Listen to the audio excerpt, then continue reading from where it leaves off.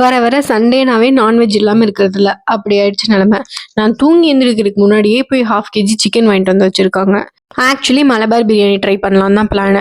அதுக்கு வீடியோஸ்லாம் பார்த்து நோட்ஸ்லாம் ஒரு பேஜ் வைஸ் உட்காந்து எழுதி வச்சுருந்தேன்.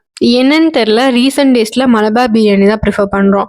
அதோட டேஸ்ட் ரொம்ப ரொம்ப பிடிச்சி போச்சு 2 பேத்துக்குமே. நாங்கள் சிக்கன் ப்ரிப்பேர் பண்ணுற ஸ்மெல்லுக்கே எங்கள் வீட்டுக்கு இப்போ ஒரு கெஸ்ட் எட்டி பார்த்துட்டு போனாங்க. நானே நோட்ஸ்லாம் பார்த்து ஏதோ பண்ணிட்டு இருக்கேன். இதில் இவன் வேற இடையில எட்டி பார்த்துட்டு இருக்கான். அப்புறமா தர போடான்னு அவனை அனுப்பி விட்டு பிரியாணியை கன்டினியூ பண்ண ஆரம்பிச்சிட்டோம். எக்ஸ்பெக்ட் பண்ணதை விட செம்மையாக வந்திருந்தது. பிரியாணி ஒரு புடி பிடிச்சிட்டு ரெஸ்ட் மோட் ஆக்டிவேட் பண்ணியாச்சு. அப்புறம் என்ன, வாக்கிங் போகலான்னு நினச்சி டைமை பார்த்தா மணி ஆல்மோஸ்ட் 7 ஆயிடுச்சு.